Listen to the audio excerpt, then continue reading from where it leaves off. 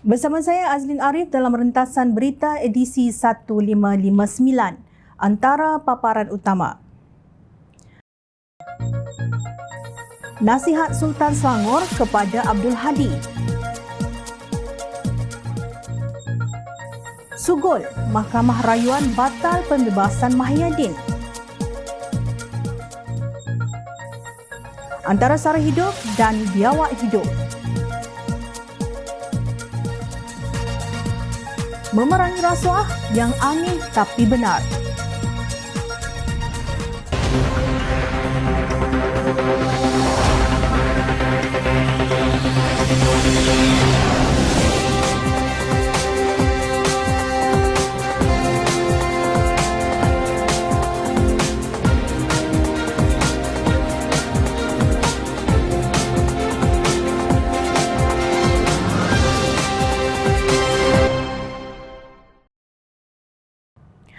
Assalamualaikum dan salam sejahtera. Sultan Selangor Sultan Sharafuddin Idris Shah Al-Haj menzahirkan rasa duka cita dengan kenyataan Presiden PAS Tan Sri Abdul Hadi Awang bertajuk Ketinggian Islam wajib dipertahankan pada 20 Februari lalu. Kenyataan Abdul Hadi itu dipercayai ditujukan kepada alim ulama, para peguam, hakim, ahli parlimen dan Dewan Undangan Negeri serta Raja-Raja Melayu. Selangor Royal Office dalam kenyataannya memaklumkan Sultan Sharafuddin menyifatkan Abdul Hadi tidak membaca secara menyeluruh dan mendalam titah ucapan baginda semasa mesyuarat Majlis Kebangsaan bagi Hal Ehwal Agama Islam MKI pada 15 Februari lalu. Susulan itu, baginda berkenan mengutus pucuk surat kepada beliau Abdul Hadi menerusi Pesuruhjaya PAS Negeri Selangor, Datuk Dr. A.B. Halim Tamuri, katanya dalam satu kenyataan semalam. Menurut kenyataan itu, Abdul Hadi secara sinis mengaitkan titah ucapan baginda dengan sikap raja-raja yang perlu berwawasan kepada kehidupan akhirat dan tidak mengejar kepentingan dunia semata-mata. Dianggap tidak bersesuaian serta tidak beradab dari sudut budaya Melayu yang sentiasa menghormati dan memelihara adab ketika menyuarakan pandangan dan nasihat kepada raja-raja Melayu. Kenyataan Abdul Hadi bukan sahaja mengelirukan, malah boleh membawa kegelisahan yang akhirnya boleh menjurus kepada perpecahan perpaduan umat Islam, khususnya dalam kalangan orang Melayu di negara ini. Sekiranya Abdul Hadi lebih berhati-hati sebelum membuat sebarang kenyataan dengan meneliti dan memperhalusi titah ucapan baginda, beliau akan dapat memahami maksud sebenar. Kenapa sekarang beliau mempertikaikan kedudukan Perlembagaan Persekutuan sebagai undang-undang utama negara, sedangkan agama Islam telah ditetapkan sebagai agama persekutuan semenjak perlembagaan digubal pada tahun 1957 lagi. Ujar kenyataan itu seperti dilaporkan Awani. Sehubungan itu, kenyataan itu memaklumkan Sultan Selangor menasihatkan Abdul Hadi supaya lebih berhati-hati di masa depan agar tidak mengulangi perbuatan menghina Raja-Raja Melayu melalui kenyataan yang boleh memecah belahkan umat Islam di negara ini. Baginda juga menitahkan agar ahli-ahli politik dan pemimpin politik tidak memperalatkan agama Islam dan mencemari kesucian agama Islam demi kepentingan politik kepartian masing-masing, tegas kenyataan terbabit. Abdul Hadi mengeluarkan kenyataan itu di sebuah portal pembangkang pada 20 Februari lalu. Sultan Selangor pada 15 Februari bertitah sempena mesyuarat MKI ke-71 di Putrajaya mengingatkan semua pihak harus menghormati keputusan Mahkamah Persekutuan dan kedudukan Perlembagaan Persekutuan sebagai undang-undang utama negara yang perlu sentiasa didokongi rakyat Malaysia. Baginda bertitah paling penting usaha mencari jalan mengatasi segala permasalahan yang timbul dengan mengkaji kaedah memperluaskan kompetensi Badan Perundangan Negeri untuk menggubal undang-undang jenayah syariah dalam kerangka yang ditetapkan oleh Perlembagaan Persekutuan. Baginda bertitah demikian sebagai mengulas keputusan Mahkamah Persekutuan pada 9 Februari lalu yang mengisytiharkan 16 kesalahan jenayah syariah dalam enakmen Kanun Syariah Jenayah Kelantan batal dan tidak sah. Pada pengamatan Sultan Sharafuddin, ahli parlimen Marang itu telah membuat beberapa kenyataan yang cenderung untuk menyangkal titah Raja-Raja Melayu. Malah, Abdul Hadi pernah mempertikaikan kenyataan Sultan Terengganu yang melarang ahli politik menyampaikan ceramah dan kuliah di masjid dan surau. Beginilah jadinya apabila anda merasakan diri anda terpaling alim dan bijaksana berbanding orang lain dalam agama. Beginilah jadinya jika anda merasakan diri anda dan para pengikut merupakan satu-satunya pimpinan ulama yang serba hebat yang kononnya membela Islam. Begini jugalah jadinya apabila anda merasakan anda terpaling suci pemegang kunci syurga.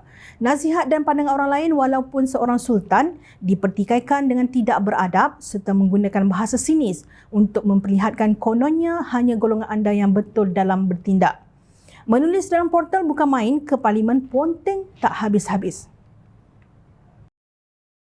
Kemarin, Mahkamah Rayuan Malaysia membatalkan pembebasan bekas Perdana Menteri Tan Sri Mahyadin Mak Yassin daripada tuduhan rasuah ketika beliau mengetuai kerajaan dengan mengatakan keputusan Mahkamah Tinggi menggugurkan kes itu kerana mereka tidak jelas ia adalah satu kesilapan. Dakwaan yang berkaitan pakej rancangan ekonomi COVID-19 itu diputuskan secara sebulat suara 3 panel hakim dengan mengembalikan 4 kes rasuah bernilai 232.5 juta ringgit Malaysia selain Presiden Parti Peribumi Bersatu masih kekal berdepan dengan 3 tuduhan pengubahan wang haram 195 juta ringgit. Mahyadin menjadi Perdana Menteri dari Mac 2020 hingga Ogos 2021 berdepan 4 tuduhan rasuah menyalahgunakan kedudukan untuk suapan bernilai 232.5 juta ringgit pada tahun lalu melalui parti politiknya Bersatu. Beliau dibebaskan oleh Mahkamah Tinggi pada Ogos tahun lalu. Panel Hakim Mahkamah Rayuan dalam keputusan sebulat suara menyatakan Mahkamah Tinggi terkhilaf dari segi undang-undang dan menyifatkan 4 tuduhan rasuah tersebut adalah jelas. Kami berpendapat Hakim Mahkamah Tinggi telah terkhilaf dari segi undang-undang apabila beliau memutuskan 4 pertuduhan itu tidak mendedahkan sebarang kesalahan yang diketahui undang-undang. Pada pandangan kami, 4 pertuduhan berkenaan adalah jelas dan tidak cacat. Kerana itu tidak ada keperluan bagi pihak pendakwaan untuk menetapkan cara atau memberikan butiran lanjut tentang bagaimana kesalahan tersebut dilakukan, kata Hakim Hadariah Said Ismail yang mengetuai panel 3 hakim mahkamah. Mahyadin kemudian diarahkan menghadiri perbicaraan kes tersebut di Mahkamah Session pada Isnin depan. Sementara itu, di luar mahkamah, Mahyadin yang kelihatan sugul menolak untuk bercakap kepada wartawan. Sebaliknya, peguam beliau Hisham Teh Pohtik yang mengendalikan sidang media. Teh berkata pasukan pembelaan akan meliti kaedah undang-undang dan prosedur sebelum menimbangkan untuk membuat rayuan kepada Mahkamah Persekutuan. Kami kecewa dengan keputusan Mahkamah Rayuan, tetapi saya menghormati keputusan itu. Kami akan bertemu dan membincangkan untuk menentukan apakah tindakan seterusnya yang perlu diambil, kata beliau. Media tempatan melaporkan Mahkamah Session telah menangguh keputusan permohonan Mahyadin untuk melepas tanpa membebaskan bagi baki 3 pertuduhan pengubahan wang haram yang difailkan pada Oktober tahun lalu. Keputusan itu belum selesai sehingga Mahkamah Rayuan membuat ketetapan. Untuk rekod, pakej Jana Wibawa merupakan inisiatif yang dilancarkan oleh pentadbiran Mahyadin untuk mempercepat pelaksanaan projek bagi membantu usahawan Melayu dan Bumiputera dalam usaha merangsang ekonomi negara pasca pandemik. Program itu bertujuan memperkukuh keupayaan kontraktor Bumiputera dalam sektor pembinaan sekaligus menjadikan mereka lebih berdaya saing dan mampu menyesuaikan diri. Bagaimanapun, selepas mengambil alih kerajaan, Perdana Menteri Datuk Seri Anwar Ibrahim mengarahkan kajian semula projek kerajaan bernilai bilion ringgit yang diluluskan oleh Mahyadin termasuk program bantuan COVID-19.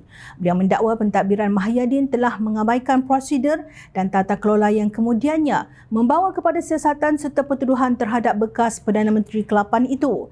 Sejarah tercatat bahawa Mahyadin menjadi bekas Perdana Menteri Malaysia kedua yang didakwa dalam tempoh 5 tahun atas kesalahan berkaitan rasuah.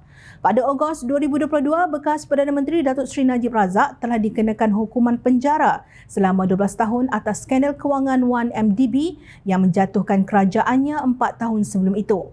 Namun, Lembaga Pengampunan pada Januari lalu memberikan pengurangan separuh daripada hukuman terbabit. 4 pertuduhan rasuah melibatkan Mahyadin melibatkan Seksyen 23-1 Akta Suruhanjaya Pencegahan Rasuah Malaysia yang membawa hukuman penjara maksimum 20 tahun atau denda 5 kali ganda nilai wang suapan atau RM10,000 mana lebih tinggi. Sementara itu, kesalahan pengubahan wang haram tertuduh boleh dipenjara maksimum 15 tahun dan denda tidak kurang daripada 5 kali ganda jumlah atau nilai hasil aktiviti haram atau RM5 juta mana lebih tinggi jika disabitkan kesalahan. Sebagai tindakan segera, Pengerusi Perikatan Nasional PN itu memohon Mahkamah Persekutuan untuk membebaskannya daripada 4 pertuduhan salah guna kuasa itu. Baguam bekas Perdana Menteri dari firma guaman Cetan Jetwani memfailkan notis rayuan ke Mahkamah Paling Atas Negara semalam. Tanpa mendahului mahkamah, Jom Channel hanya mampu bersama seluruh rakyat Malaysia mendoakan agar kebenaran dan hak ditunjukkan. Berani buat, berani tanggung. Kedaulatan undang-undang akan terus dijunjung. Pada 23 Februari lalu, Perdana Menteri Datuk Seri Anwar Ibrahim telah mempengerusi mesyuarat khas Majlis Tindakan Sara Hidup Negara NACCOL tahun 2024. Turut hadir selain menteri-menteri, timbalan-timbalan menteri, ketua-ketua setiausaha kementerian berkaitan dan Gubernur Bank Negara ialah wakil industri, wakil pengguna, wakil badan bukan kerajaan serta ahli akademik yang menjadi ahli-ahli NACCOL. Dalam kenyataan rasmi selepas sesi mesyuarat tersebut, Anwar menegaskan bahawa kerajaan perlu terus memberi tumpuan penuh terhadap isu kos sara hidup yang masih membelenggu rakyat meskipun kadar inflasi semakin mereda kepada 1.5% setakat Januari 2024. Menurut Anwar, walaupun bekalan dan harga beras putih tempatan BPT dalam pasaran domestik secara umumnya terkawal, beliau masih menerima aduan berhubung isu bekalan BPT yang terhad. Anwar juga mengakui bahawa rakyat terkesan dengan kenaikan harga beras putih import BPI di pasaran global berikutan larangan ekspor yang dikenakan oleh negara pengeluar beras. Saya tegaskan betapa campur tangan kerajaan madani pada ketika ini amat kritikal dan perlu diputuskan segera bagi memastikan isu bekalan dan harga makanan ruji utama rakyat ini terus kekal stabil di pasaran. Saya turut menyinggung kepentingan mempertingkatkan penguatkuasaan bagi memastikan keberadaan beras di pasaran dan tiada pemborong atau pengilang mengaut keuntungan berlebihan atau bertindak mencampurkan kandungan BPT dan BPI untuk dijual dengan harga yang tinggi, tegasnya. Ujar beliau, mesyuarat turut mendengar penjelasan terperinci terkait cadangan pelaksanaan beras putih Malaysia Madani daripada wakil industri serta NGO yang mewakili pesawah dan pengilang. Selepas mendengar dan mengambil kira semua pandangan, mesyuarat mengambil ketetapan agar Kementerian Pertanian dan Keterjaminan Makanan KPKM mengetuai dan melaras sesi libat urus secara lebih terperinci sesegera mungkin. Libat urus ini perlu mengambil kira harga belian padi, faktor bekalan, harga beras import dunia, kemampanan bekalan beras tempatan serta kesan kepada pengguna, katanya. Saya turut mengarahkan supaya hasil libat urus ini dibentang dan dimuktamadkan dalam mesyuarat NACCOL pada 20 Mac 2024 sebelum diangkat untuk pertimbangan jemaah menteri, ujarnya. Beliau juga mengarahkan agar program jualan murah termasuk jualan rahmah, jualan agromadani dan lain-lain diperbanyakkan supaya rakyat dapat membeli barangan keperluan harian termasuk beras pada harga lebih rendah berbanding pasaran. Padi Beras Nasional Berhad Bernas juga bersetuju untuk mempertimbangkan semula penawaran harga BPI dalam pasaran domestik supaya BPI boleh dijual pada harga lebih rendah sekaligus mewujudkan alternatif kepada rakyat untuk mendapatkan beras dengan harga yang lebih berpatutan, tambah beliau. Justru adalah tidak benar bahawa kerajaan perpaduan tunduk kepada tekanan kartel makanan kerana pandangan wakil pengguna dan NGO juga turut diutamakan dalam mesyuarat NACCOL. Anwar juga tidak senyap-senyap mengira projek lumayan apa yang akan diserahkan kepada kaum kerabat dan anak-anak menantu. Susulan itu, 2 hari lepas, Menteri Pertanian dan Keterjaminan Makanan Datuk Seri Mohamad Sabu menegaskan pihaknya akan bekerjasama dengan kementerian lain untuk mendapatkan pandangan sebelum mengutamatkan sebarang cadangan. Isu padi dan beras, kita tidak boleh bertindak silo. Bukan sahaja KPKM, ia mesti dengan Kementerian Perdagangan Dalam Negeri dan Kos Sara Hidup, Kementerian Kewangan, Kementerian Ekonomi dan Kementerian Kemajuan Desa dan Wilayah kerana sebarang pengumuman itu bersangkut dengan beberapa kementerian lain. Sebab itu, bila kita nak buat sesuatu macam apungkan harga ayam, kita berbincang termasuk dengan penternak, pengedar, penjual dan akhirnya baru diumumkan kita apungkan harga ayam. Jadi semua pihak dalam pengetahuan mereka. Begitu juga dengan harga beras, ia lebih rumit kerana bersangkut dengan beras import, beras putih import, beras putih tempatan, beras basmati dan sebagainya. Katanya seperti dipetik bernama 28 Februari. Penglibatan secara langsung beberapa kementerian untuk menangani isu sara hidup rakyat adalah satu tindakan yang berhikmah. Seperti kata pepatah Melayu, berat sama dipikul, ringan sama dijinjing. Rakyat bukan tidak boleh mengkritik. Maklumat di hujung jari, bandingkan langkah Muhammad menangani isu kenaikan harga barang dalam tempoh 14 bulan dengan seorang menteri kerajaan dahulu yang memiliki ijazah Doktor Falsafah dalam tempoh 33 bulan. Jauh sekali langkah kerajaan ini jika dibanding dengan satu ketika dahulu. Rakyat menerusi cukai yang mereka bayar, menanggung biawak hidup yang memegang jawatan tetapi tidak berbuat apa-apa yang bermanfaat kepada kehidupan masyarakat majmuk negara ini. Jom channel tertanya-tanya, adakah kritikan terhadap isu terkait dengan sara hidup ini didorong oleh perasaan untuk membela rakyat atau dendam kesumat kerana KPKM diterajuk oleh Muhammad yang mengetuai segerombolan bekas pimpinan PAS untuk mufarakah daripada parti itu dan membentuk amanah?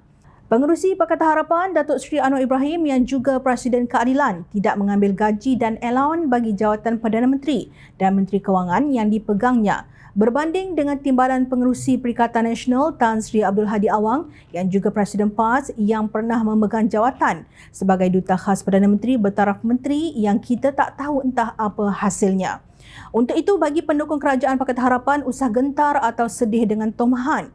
Teruskan usaha kalian demi agama, negara dan bangsa Malaysia dengan penuh tanggungjawab dan akhlak Islam yang benar. Allah Subhanahu Wa Taala berfirman di dalam surah Al-Imran ayat 195 yang bermaksud, sesungguhnya aku tidak akan sia-siakan amal orang-orang yang beramal daripada kalangan kamu sama ada lelaki atau perempuan kerana setengah kamu adalah keturunan daripada setengahnya yang lain. Wallahu a'lam. Perdana Menteri Datuk Seri Anwar Ibrahim menegaskan Suruhanjaya Pencegahan Rasuah Malaysia SPRM tidak perlu merujuk kepada beliau jika ada laporan atau dakwaan rasuah atau salah guna kuasa membabitkan kabinetnya. Sebaliknya, beliau berkata SPRM boleh teruskan siasatan dan melakukan pendakwaan kepada mana-mana kepimpinan yang ada ketika ini. Kalau ada kes, saya katakan jangan tanya saya, persilakan ambil tindakan. Orang yang berkenaan terbabit rasuah dan salah guna kuasa wajib digugurkan, barulah negara ini selamat. Katanya berucap pada sidang kemuncak anti rasuah kebangsaan NACS 2024 semalam. Anwar berkata sudah lebih setahun kerajaan perpaduan bawah pimpinan beliau mentadbir negara, namun tiada yang dikenakan dakwaan berkaitan rasuah maupun salah guna kuasa. Katanya setakat ini walaupun kerajaan diserang dan pelbagai pertanyaan dikemukakan di dalam serta luar parlimen, tiada bukti pembabitan menteri dan timbalan menteri berkaitan rasuah dan salah guna kuasa. Anwar berkata dengan perkembangan itu beliau memberi penghormatan kepada kabinetnya yang bersih. Dalam setahun 3 bulan saya salut pada rakan-rakan kita ini dapat memberikan imej pimpinan yang bersih dari rasuah, katanya. Dalam masa yang sama, Anwar memberi peringatan keras supaya SPRM tidak mengecualikan mana-mana siasatan ke atas kepimpinan yang ada sekarang berkaitan rasuah. Katanya SPRM juga boleh memantau setiap tender atau keputusan yang sudah dibuat kerajaan.